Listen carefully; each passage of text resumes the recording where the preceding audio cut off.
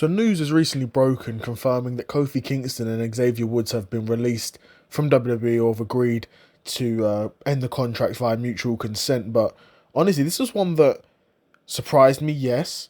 Of course, both of these two aren't major figures on WWE TV, but still, no doubt, Kingston's one of the most tenured guys there. Xavier Wood has been there for years now at this point as well.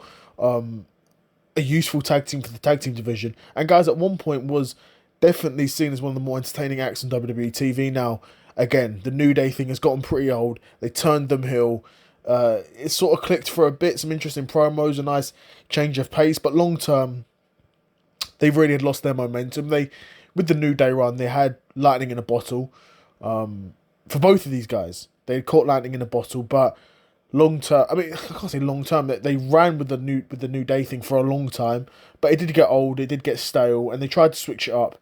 And even though immediately, people were like, okay, well, you've got our attention here, they weren't able to capitalize on it. But that really sums up Triple H's booking and the way the WWE has been going for years now. Anyway, yeah, Kofi Kingston, like I said, definitely one of the most tenured guys there. Of course, a former WWE champion. That was a huge moment when he beat Daniel Bryan at WrestleMania. Of course, he did get squashed by Brock Lesnar to lose the belt. And of course, that did send him basically straight back down to the mid-card where he really belonged. But nonetheless, a huge moment when he won the WWE Championship. And like I said, the New Day, again, are a tag team that, even though the matches are fine, they're good enough in-ring. But won the tag team championships many times and had great matches with the Usos over those tag team titles for years. But they really just summed up the modern day WWE tag team division, in my opinion. They were sort of the faces of that.